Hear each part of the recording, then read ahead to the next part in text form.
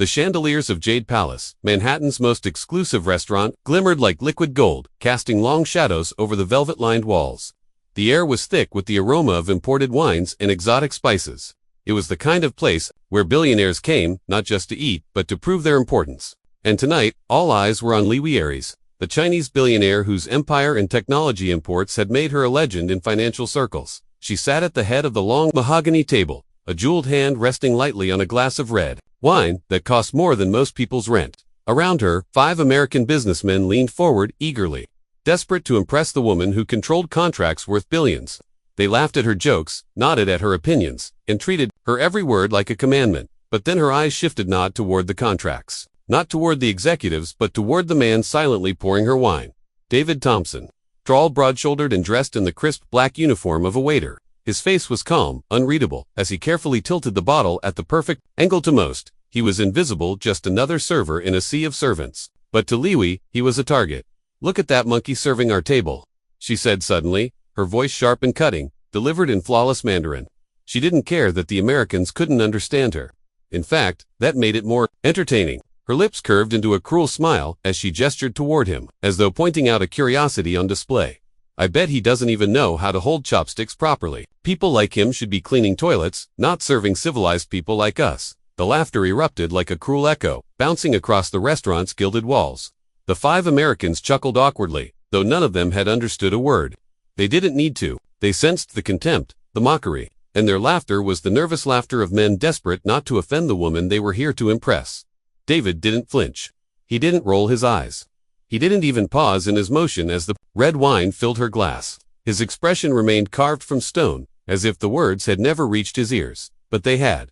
Every syllable, every poisonous insult, every arrogant slur. David understood Mandarin fluently. What Liwi didn't know, what no one at the table knew, was that beneath the waiter's black uniform stood a man who had once been one of America's brightest scholars in Sino-US relations. A man who had dined with ambassadors, advised diplomats, and spoken in the halls of power. But now, in this restaurant, he was simply the waiter. Liwi leaned back in her chair, satisfied with the laughter she had stirred. Her reputation for arrogance was legendary, even among billionaires. She had humiliated government officials in Beijing, insulted prime ministers in Europe, and dismissed American businessmen as useful fools.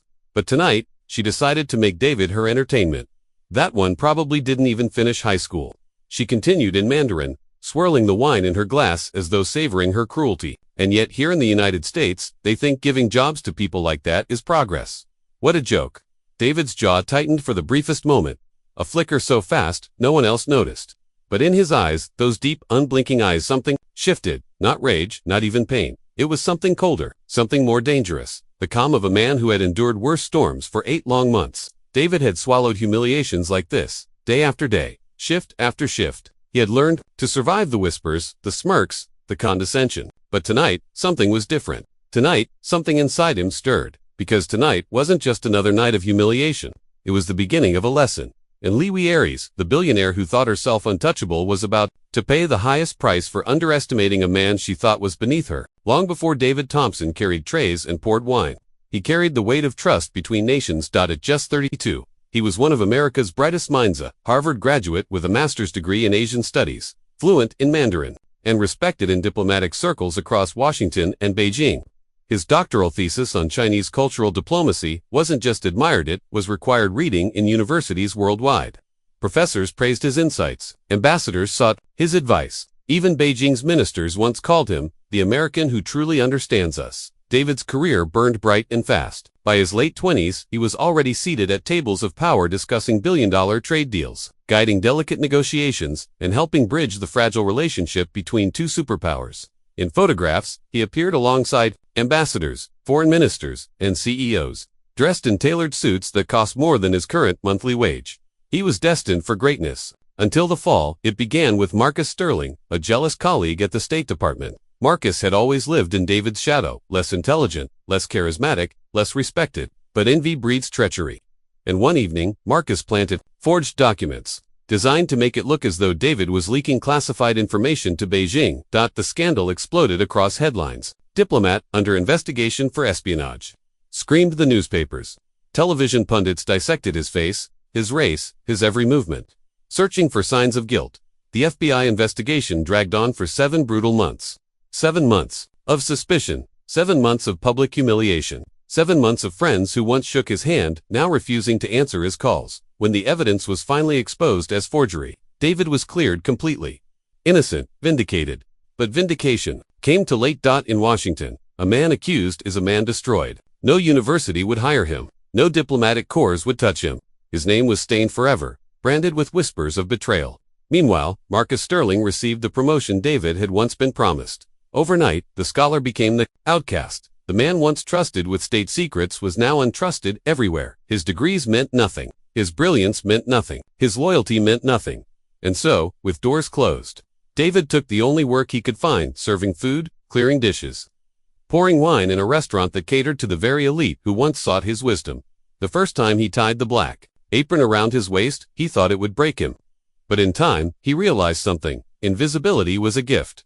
Because when you are invisible, people speak freely. They reveal themselves. They boast, they lie. They insult, never realizing the waiter pouring their wine speaks their language, understands their culture, and remembers every word. For 8 long months, David watched and listened. He cataloged secrets, measured arrogance, and endured the humiliation of men and women who would never suspect the truth. And yet, deep within him, a quiet storm brewed. Not of hatred, but of patience. He remembered Beijing's crowded streets, where he once walked confidently. He remembered standing at the podium in Harvard, addressing packed halls with his research. He remembered the ambassador's toast, to Dr. David Thompson, a bridge between worlds. Now he was called boy, called monkey, called invisible. But what the world didn't know, what Lewy didn't know, was that this so-called waiter carried within him a knowledge sharper than any blade, and a calmness forged in fire.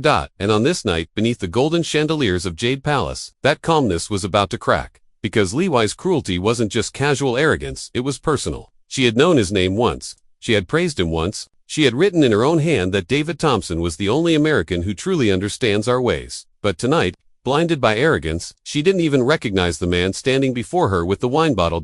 And soon, she would regret it. The dinner dragged on. But for David it felt like a stage performance designed for one cruel purpose, his humiliation. Lewy had always been infamous for her arrogance. Even among billionaires, she carried herself like royalty. Tonight, she was in her element. Every gesture, every smirk, every word was a dagger meant to remind everyone of her power. And she had chosen David as her victim. More wine. She commanded in broken English, though her fluency in Mandarin was impeccable. She exaggerated the words, twisting her accent as though speaking correctly would somehow lower her to the level of the natives. David obeyed silently, tilting the bottle with precision, the crimson liquid flowing into her crystal glass. She never met his eyes. To her, he wasn't a man. He was furniture and accessory to her evening of dominance. When she shifted back into Mandarin, her voice became even sharper. This one probably believes he'll get a big tip tonight. She laughed, her jeweled hand brushing the napkin across her lap. How naive. These people think money solves inferiority. But inferiority is written into their blood. The 5 American businessmen forced uneasy chuckles. They couldn't understand her Mandarin, but they sensed her cruelty. One of them, Robert Hayes, CEO of the largest electronics importer on the East Coast, shifted uncomfortably. He opened his mouth, tried to steer the conversation back to the contracts, but Lewy wasn't finished. Americans are pathetic, she sneered, alternating between Mandarin and English. You think putting people like this in real jobs is progress? Look at him. He can't even hold a tray without shaking. David's hands did tremble, but not with fear. Rage surged through him like an electric current, memories flashing in his mind. Just 9 months ago, those same hands had held documents worth billions in trade. Those same hands had gestured across polished conference tables in Washington, while Chinese ministers nodded in respect. Now they carried plates and polished glasses for people who thought him worthless. Every insult dug deeper. But David remained silent, his face carved in marble. The only betrayal was in his eyes that burned with a dangerous calm. Lewy was delighted. Her insults grew bolder. She treated him as though he were an animal trained to obey commands. At one point, she crooked her finger at him, summoning him closer as if calling a dog. You, she said in English, her tone playful and cruel. Stand here. David stepped forward. His tray balanced effortlessly. What is your name? She asked, savoring the moment, her lips curling with amusement. David, ma'am, he replied softly. She repeated it, rolling the syllables across her tongue as though tasting something sour. David, tell me, David, have you ever heard of China? Do you know where it is on the map? The businessmen froze. Even they men accustomed to ruthless boardroom tactics recognized the cruelty of her words. It was no longer just arrogance. It was humiliation sharpened into spectacle. David met her eyes for the first time, direct, unflinching. Yes, Ma'am, he answered. His tone was measured. Steady it unsettled the table. Liwi threw her head back and laughed, switching back into Mandarin. How adorable, the monkey knows where China is. I would bet my fortune he has never even stepped outside New York in his life. Laughter rippled from the Americans, nervous and hollow. They didn't understand the words, but the sound of her cruelty was unmistakable. And in that moment, as David looked into her eyes, something in the air shifted. The humiliation had gone too far. The balance of power was about to tilt. What none of them realized was that every word, every insult, every poisonous laugh was being remembered, stored, and silently weaponized. The night was far from over. And soon, the billionaire who mocked him would discover that beneath the waiter's silence was a storm waiting to break. The laughter from Liwi's table rolled across the restaurant like a cruel tide. But in the middle of it stood David, motionless, silent, calm. To the other guests scattered through the Jade Palace, it looked like nothing more than another evening of rich people flaunting their power, but to those seated around that mahogany table, the tension had grown unbearable. Robert Hayes dabbed his forehead with a napkin. The others shifted in their chairs, glancing nervously at one another, silently praying the humiliation would stop. But Liwi was intoxicated by her own cruelty. She leaned forward, her bracelets clinking, her jeweled eyes glittering with superiority. You know what the problem with Americans is? She said in Mandarin, savoring each syllable. You believe democracy means everyone is equal. But that's not reality. There are superior people and inferior ones. It is the natural order of the world. Her jeweled finger extended across the table, pointing directly at David as if he were an insect under glass. That one, for example, probably has children from 3 different fathers and lives with 10 others in a filthy apartment. That is how these people live, ignorant, animalistic. Robert Hayes coughed nervously. Liwi, perhaps we should. She waved him off sharply. No, let me finish my sociology lesson. David set the tray down gently on the side table. His movements were precise, deliberate. For the first time that night, he straightened to his full height, taller than most men in the room. He did not lower his eyes. He did not bow his head. He simply looked at her. The moment stretched, silent and heavy. And then, in flawless, unbroken Mandarin, his voice rang out. Madame Aries, I know exactly where China is. I know it because I lived there for 5 years.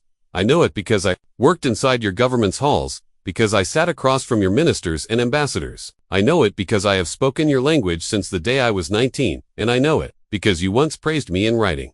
The air in the restaurant cracked like thunder. Forks froze halfway to mouths. Glasses trembled in nervous hands. Liwi blinked, her smile collapsing into shock. For the first time all evening, she looked directly at David, not as furniture, not as an insect, but as a man who had just revealed a truth she could not ignore. You speak Mandarin, she stammered, her voice slipping from arrogance into disbelief. David's expression never changed. His tone remained calm, almost gentle, but every word was a blade. Not only do I speak it, I taught it, I wrote on it. I guided America's diplomacy with your country for nearly a decade. And you, Madame Aries, wrote in your own hand. David Thompson is the only American who truly understands our ways.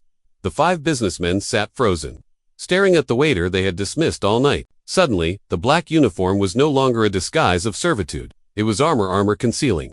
A man with a mind sharper and more dangerous than any contract at that table. Liwi's fingers tightened around the stem of her wineglass. She tried to laugh, to regain her composure, but no sound came.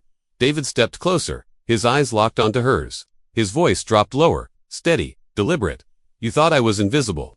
You thought you could humiliate me without consequence. But here I stand, not as your servant, but as your mirror. And tonight, Madame Aries, the reflection will not be kind. The silence in the restaurant was suffocating. Even the chandeliers seemed to burn more brightly, as though the entire room held its breath. For the first time in her empire of arrogance, Liwi Aries felt something she had never known before. Fear. The Jade Palace seemed frozen in time. Every guest, every waiter, every flicker of candlelight was held hostage by the storm that had just broken loose.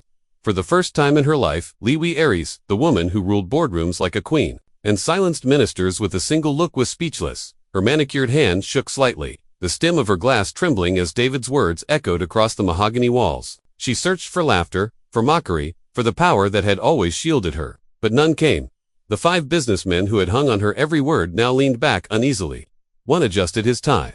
Another cleared his throat, suddenly unwilling to meet David's gaze. The empire of intimidation she had built in that room collapsed like porcelain dropped on marble. David did not move quickly. He allowed the silence to stretch, to squeeze every last breath of arrogance from her. Then, with the same poise he had carried all night, he leaned slightly forward. His voice, when it came, was not angry. It was devastatingly calm. You once told me that respect is earned, not given. You were right, but tonight, you showed the world what kind of respect you truly deserve. He shifted his gaze to the businessmen.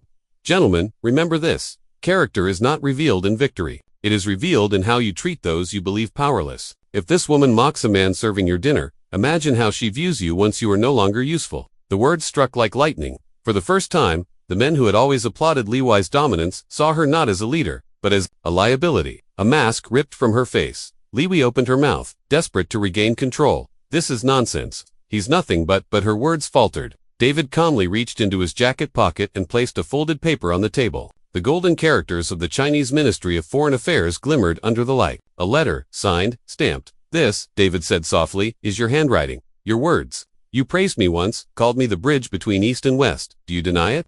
Her eyes widened, darting to the paper as if it were a serpent. Around the table, the men shifted again. One of them muttered under his breath, "My God, she's finished." The weight of the truth hung heavier than any insult. For the first time in years, Li Wei's had no script, no retort, no shield of superiority. David stood tall, the tray abandoned behind him, his uniform no longer a symbol of servitude but of quiet dignity. He bowed slightly not to her, but to the stunned guests. "Enjoy your evening," he said in Mandarin, every syllable flawless, steady. "And remember, arrogance blinds even the brightest eyes." He turned and walked away, his footsteps echoing against the polished floor. Each step felt like a verdict, final and irreversible. Behind him, the murmurs rose. The businessmen whispered to each other, already recalculating their alliances, already distancing themselves from the woman who had, moments ago, humiliated herself before their eyes. Li Wei sat frozen, her empire unraveling, not with a scandal in the press or a hostile takeover but with a single man's words, delivered in her own tongue. As David disappeared into the golden glow of the hallway, the truth lingered like smoke. The most dangerous man in the room is not the loudest, not the richest, not the cruelest. It is the one you underestimate.